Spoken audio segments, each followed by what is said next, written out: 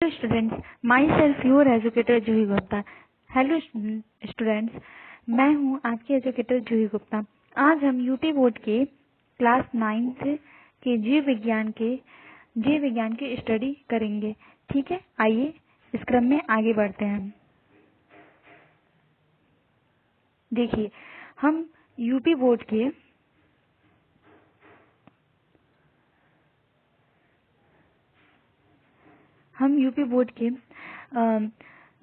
इसमें जीव विज्ञान पोर्शन में जो हमारा पहला यूनिट है सजीव जगत में संगठन में पहला पार्ट है जीवों में विविधता। इसमें जो हमारा पहला टॉपिक है वर्गीकरण की आवश्यकता और जैविक विविधता, इसके बारे में अध्ययन करेंगे। तो इसको शुरू करने से पहले मैं आपसे विज्ञान के बारे में थोड़ा सा डिस्कशन करना चाहती हूँ। तो आइए इस क्रम में आगे बढ़ते हैं।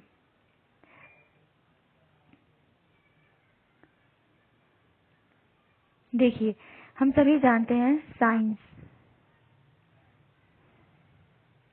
विज्ञान को इंग्लिश में साइंस कहते हैं। ठीक है डियर स्टूडेंट्स, देखिए विज्ञान को अगर हम इसका संधि विच्छेद करें तो इसका मतलब होता है विधन ज्ञान, मतलब विशेष ज्ञान। ठीक है, साइंस को हिंदी में विज्ञान कहते हैं, इसका संधि विच्छेद करें तो विधन ज्ञान आएगा। एक विशेष ज्ञान की यहाँ पे बात करते हैं।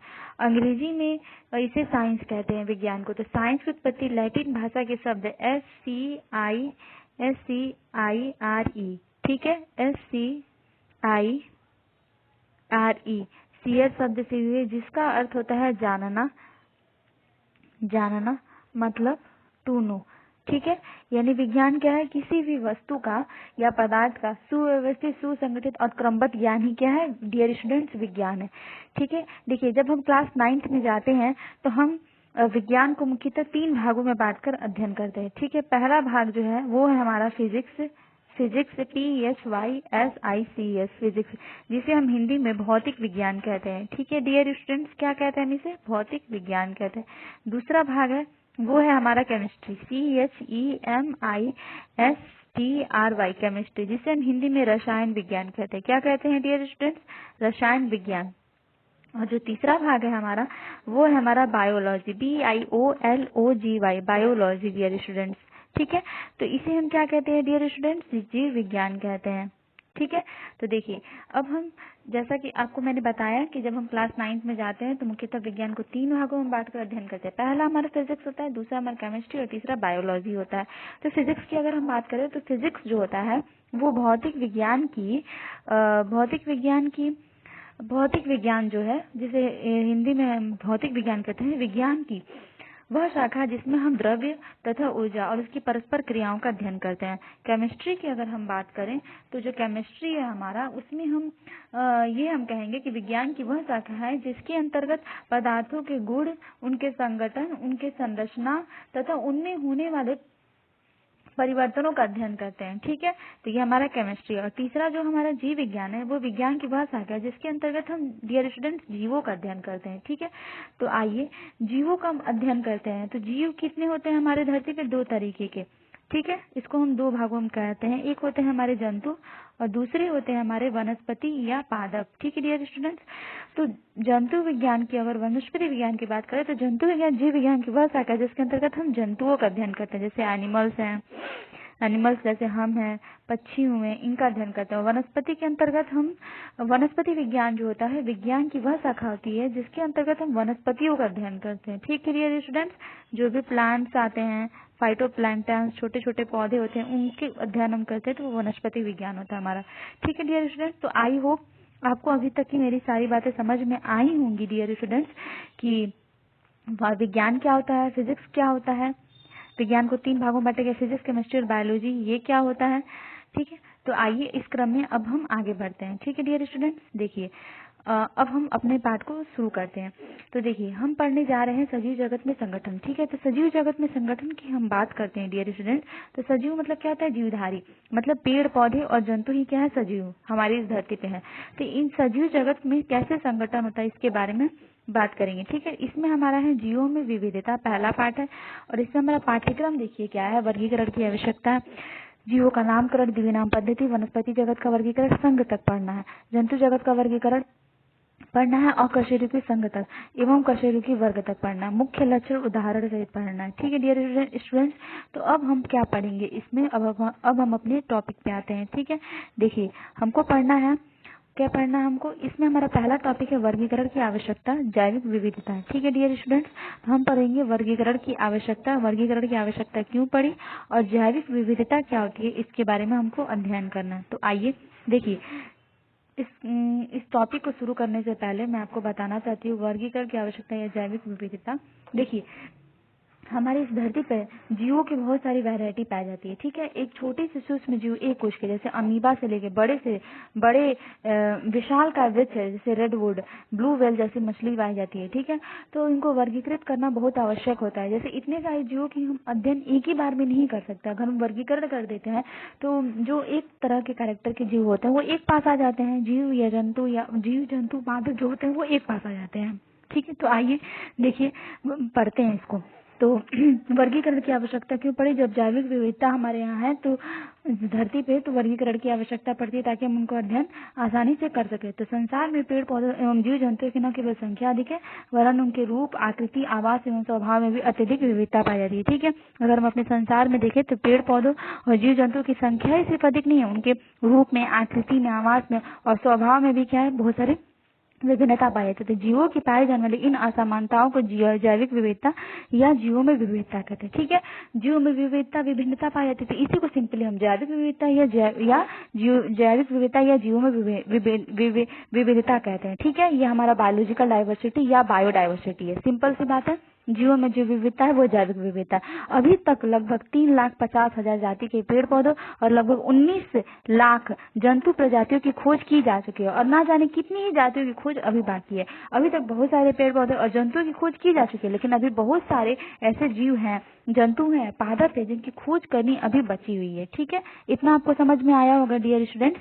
तो अभी तक आपने जैविक विविधता पढ़ा। अब देखिए अभी इसमें थोड़ा सा और है कि इनमें वायरस, बैक्टीरिया, अमीबा, क्लेमाइडोमोनास जैसे जाति जैसे अति सूक्ष्म जीवों से लेकर 100 मीटर ऊंचाई वाले रेडवुड जैसे विशाल का वृक्ष तथा 30 मीटर लंबाई वाले भीम का ब्लू व्हेल जैसे जीव सम्मिलित हैं। ठीक है, ये मैंने आपको बताया। इसके बाद प्रकृति के इतने अधिक जीवों को पहचानना और कम समय में उनसे संबंधित जानकारी प्राप्त करने के लिए वैज्ञानिकों ने समानता व विभिन्नता के आधार पर जीवों को अलग अलग समूहों व वर्गों में बांटा है। ठीक है, ताकि हम कम समय में जंतुओं का ज्यादा से ज्यादा जंतुओं का अध्ययन कर सके, इसलिए क्या किया गया, वर्गीकरण किया गया।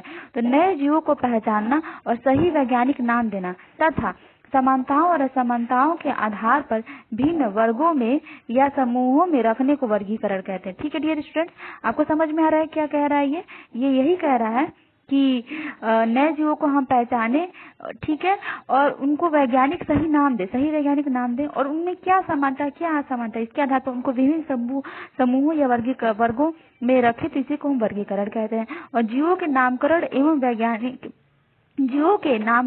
एवं वर्गीकरण तथा इनके मूल सिद्धांतों के अध्ययन को वर्गीकरण कहते हैं, विज्ञान या वर्गीकी कहते हैं। यानी वर्गीकरण या विज्ञान या वर्गीकी क्या है, विज्ञान की वह शाखा है जिसके अंतर्गत हम वर्गीकरण का अध्ययन करते हैं। वर्गीकरण कैसे करना है, जीवों का नामकरण कैसे करना है, ठीक है, उनके मूल सिद्धांतों का अध्ययन कैसे करना है, मूल सिद्धांतों का अध्ययन, ठीक है, यानी अध्ययन करते कि हम वर्गीकरण कैसे करेंगे, नामकरण कैसे करेंगे, तो इनके मूल सिद्धांतों का अध्ययन करते थे। यही वर्गीकरण विज्ञान, टैक्सोनॉमी अथवा वर्गीकी मतलब सिस्टेमैटिक्स है। ठीक है, आई होप डियर स्टूडेंट्स आपको वर्गीकरण, जैविक विविधता क्या होता है, वर्गीकरण अथवा वर्गीकी समझ में आया होगा। तो देखिए अब इस क्रम में हम आगे बढ़ते हैं। तो जब हम आगे बढ़ते हैं तो हम देखते हैं कि जैविक विविधता हो गया, वर्गीकरण हो गया। अब वर्गीकरण का महत्व क्या है, ठीक है डियर स्टूडेंट्स, देखिए वर्गीकरण का अगर हम महत्व देखें तो वर्गीकरण का महत्व जो है सर्वमान्य है, सबको पता है। पहला है कि किसी एक वर्ग की एक जंतु का अध्ययन आप कर लेते हैं तो उस वर्ग के अन्य सभी जंतुओं के बारे में आप पता कर सकते हैं। जैसे आप मेढक का अध्ययन कर लिए तो आपको एम्फीबिया वर्ग के अंतर्गत जंतुओं के समान लक्षणों का ज्ञान हो जाता है। ठीक है, दूसरा हम कहें कि विभिन्न वर्गों की जटिलता के आधार पर विकास क्रम में रखा जाता है। जैसे प्रोटोजोआ से पोरीफेरा से सिलेंट्रेटा से प्लेटीहेल्मिन्थिस से निमेटोडा से एनिलिडा से आर्थ्रोपोडा से मोलस्का से इकाइनोडर्मेटा से कॉर्डेटा को विकास की सीढ़ी में नीचे से ऊपर की ओर क्रम में रखते हैं। इसी प्रकार अगर पीसीज है जिसमें मछली है उससे एम्फीबिया, उससे विकास हुआ तो सरीसृप, उससे विकास होता है एबिस, उससे विकास होता है लास्ट में स्तनधारी स्तनीय जीवों का विकास हुआ, जिसमें मैमल से हम सभी आते हैं, जंतु हम सभी स्तनधारी जंतु आते हैं। ठीक है, मैमेलियन हम सभी एनिमल्स आते हैं। ठीक है, तो ये अभी तक हुआ क्या हुआ कि पहला पॉइंट हुआ कि हम एक अगर जंतु का अध्ययन करते हैं तो जिस वर्ग में वो रखा गया उसके सभी जंतुओं के बारे में हमको पता चल जाएगा। दूसरा, हमको ये पता चलता है कि विकास क्रम कैसा हुआ। तीसरा, कुछ जंतु ऐसे भी हैं जो संयोजी कड़ी की तरह काम करते हैं। ठीक है, जिनमें दो वर्गों के लक्षण पाए जाते हैं। जैसे पेरिपेटस है तो उसमें एनिलिडा और आर्थ्रोपोडा संघ के लक्षण पाए जाते हैं। आर्क्योप्टेरिस है तो आर्क्योप्टेरिस में सरीसृप और पक्षी दोनों वर्ग के लक्षण पाए जाते हैं। ठीक है, तो इससे हमको क्या पता चला कि इससे हमको ये पता चलता है कि इससे हमको ये पता चलता है कि विकास क्रम जो हुआ, विकास क्रम जंतुओं का, उसके बारे में हमको पता चलता है। ठीक है डियर स्टूडेंट, विकास क्रम के बारे में कैसे पता चला कि एनिलिडा से आर्थ्रोपोडा का विकास हुआ, सरीसृप वर्ग से पक्षी वर्ग का विकास हुआ, तो इससे हमको विकास क्रम के बारे में पता चलता है। अब चौथा हमारा पॉइंट है कि वर्गीकरण के आधार पर विभिन्न संघों व वर्गों की उत्पत्ति का मूल स्रोत के बारे में पता चलता है। जैसे पक्षियों में स्तनीय वर्गों का विकास सरीसृप वर्ग से हुआ, सरीसृप से किसका विकास हुआ, पक्षी और स्तनीय वर्गों का। फिर एनिलिडा आर्थ्रोपोडा संघ का विकास एनिलिडा, यानी एनिलिडा फिर विकास हुआ किया तो आर्थ्रोपोडा संघ का निर्माण हुआ। फिर सिलेंट्रेटा संघ का विकास हुआ, चपटे कृमि संघ प्लेटीहेल्मिन्थेस से सिलेंट्रेटा का विकास हुआ है। ठीक है, समझ में आ रहा है आपको कि पक्षियों में स्तनीय वर्गों का विकास सरीसृप वर्ग से हुआ है। फिर इसी तरह आर्थ्रोपोडा संघ का विकास एनिलिडा से हुआ, चपटे कृमि और प्लेटीहेल्मिन्थेस का विकास सिलेंट्रेटा से हुआ है। ठीक है, चपटे कृमि और प्लेटीहेल्मिन्थेस जो होते हैं उनका विकास किससे का विकास सिलेंट्रेटा संघ के प्राणियों से हुआ है। ठीक है, समझ में आया आपको कैसे विकास हुआ है। ठीक है, कि हमको ये पता चलता है कि उत्पत्ति का मूल स्रोत क्या है। ठीक है, अभी देखिए हमारा पांचवा पॉइंट है कि सरल रचना वाले एक कोश के प्राणियों से जटिल रचना वाले एक कोश के प्राणियों का विकास हुआ, एक कोश के पूर्वजों से बहुकोश के जीवों का विकास हुआ, जलीय प्राणी से जल स्थल से प्राणी, जल स्थल से प्राणी से स्थलीय प्राणियों का विकास हुआ। उसके बाद अगर हम देखें हमारा लास्ट पॉइंट ये है कि लास्ट और मोस्ट इम्पोर्टेंट पॉइंट ये है कि अगर हम देखें कि वर्गीकरण जो है तो वर्गीकरण से हमको क्या पता चलता है, वर्गीकरण का से है विभिन्न आवास में रहने वाले जीवों में पाई जाने वाली आकारिक समानता। ठीक है डियर स्टूडेंट्स, किसके बारे में पता चलता है, आकारिक समानता। आकारिक समानता मतलब क्या होता है, उनके आकार में क्या समानता होती है इसके बारे में हमको पता चलता है। ठीक है, ठीक है, तो उनके आकार में क्या समानता होती है, क्या विभिन्नता होती है, इसके बारे में हमको पता चलता है। ठीक है, तो इसके बारे में आइए देखते हैं कि आकारिक मतलब आकार से रिलेटेड। ठीक है, आकारिक समानता और आकारिक समानता क्या है उनके अंतर्गत, और आकारिक समानता और क्या विभिन्नता है इसके बारे में हमको पता चलता है। तो देखिए वर्गीकरण से विभिन्न आवास में रहने वाले जीवों में पाई जाने वाली आकारिक समानता और विभिन्नताओं के बारे में भी पता चलता है। किसी एक प्रकार के वातावरण में रहने वाले विभिन्न जंतुओं के प्राणियों में आकारिक समानता पाई जाती है तथा अलग पर्यावरण में रहने वाले एक ही समुदाय के प्राणी एक दूसरे से अलग नजर आते हैं। जैसे अगर हम व्हेल मछली की बात करें, ठीक है, तो एक मिनट ये कलर में चेंज करती हूँ। हाँ देखिए, अगर हम व्हेल मछली की बात करें, ठीक है, तो व्हेल क्या है, स्तनधारी एक स्तनधारी है। ठीक है, स्तनधारी है। ठीक है, तो ये क्या है, जल में रहती है, तो जल में रहने का मछली जैसी दिखाई देती है, आकारिक समानता, इसके आकार में मछली की जैसे समानता आ गई।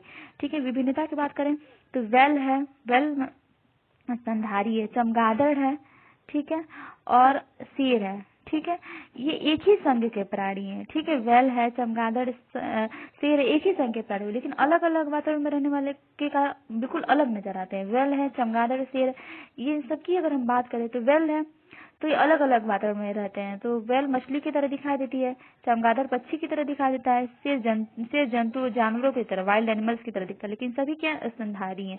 तो वेल जो होता है वो हमारी आकारिक समानता को शो करती है, और वेल मछली जो है हमारी आकारिक समानता को शो करती है। और विभिन्नता की अगर हम बात करें तो वेल, चमगादड़ और शेर ये तीनों जो होते हैं विभिन्नता को प्रदर्शित करते हैं। ठीक है डियर स्टूडेंट्स, तो आई होप आपको समझ में आई होंगी मेरी बातें कि विज्ञान क्या होता है। ठीक है, विज्ञान के 3 प्रकार, फिजिक्स, केमिस्ट्री, बायोलॉजी क्या होते हैं, उनके बारे में समझ में आई होगी थोड़ी बहुत बातें मेरी, और जो कि मैंने बेसिक चीजें बताई। और वर्गीकरण क्या होता है, पहला जो हमारी यूनिट है इसमें यूपी बोर्ड में पहला यूनिट सजीव जगत में संगठन है, तो इसमें जो पहला पार्ट है हमारा जीवों में विविधता, ठीक है, जैविक विविधता जीव में जो पाई जाती है इसके बारे में पढ़ना था। तो पहला टॉपिक ही हमारा था कि वर्गीकरण की आवश्यकता क्या है, पर क्यों पड़ी, और जैविक विविधता क्या होती है। ठीक है, तो आई होप आपको मेरे ख्याल से वर्गीकरण, जैविक विविधता क्या होती है, जीव में विविधता, वर्गीकरण की आवश्यकता क्यों पड़ी, इतने सारे जीव थे। तो लास्ट में मैंने बताया वर्गीकरण की वो जो महत्व, वही इसकी आवश्यकता को भी प्रदर्शित करता है कि एक जीव के बारे में पढ़े तो सभी संघ में जितने जंतु रखे गए हैं, एक जीव के बारे में पढ़े तो उस संघ में जितने जीव हैं उनके बारे में पता चल जाएगा। एक जंतु के बारे में पढ़े तो उस संघ में जितने जंतु उनके बारे में पता चल जाएगा। एक पादप के बारे में पढ़े तो उस संघ में जितने पादप हैं उनके बारे में पता चल जाएगा। विकास क्रम के बारे में पता चलेगा, आकारिक समांतर विभिन्नताओं के बारे में पता चलेगा। ये सारी चीजें मैंने आपको समझाई। ठीक है, और वर्गीकरण विज्ञान अथवा वर्गीकी भी आई होप आपको समझ में आया होगा। तो ये टॉपिक यहाँ पे फिनिश होता है डियर स्टूडेंट्स, कि वर्गीकरण की आवश्यकता क्यों पड़ी और जैविक विविधता क्या होती है। ठीक है, तो आई होप डियर स्टूडेंट्स कि आपको मेरी ये बातें समझ में आई होंगी, और मेरी ये बातें आपको समझ में आई होंगी। आई होप डियर स्टूडेंट्स कि आपको मेरी ये बातें समझ में आई। अगर आपको मेरी बातें समझ में आती हैं तो समझ में आई हो तो प्लीज़ आपसे रिक्वेस्ट है कि आप मेरे वीडियो को please please please please like करें, शेयर करें, ढेर सारा शेयर करें, सब्सक्राइब करें मेरे चैनल को, सब्सक्राइब करें, कमेंट करें अगर आपको कोई चीज़ें नहीं समझ में आई हो तो। तब तक के लिए dear students, keep reading, keep smiling and keep reading, keep smiling and go forward to achieve your goal. मिलते हैं नेक्स्ट वीडियो में। Thank you.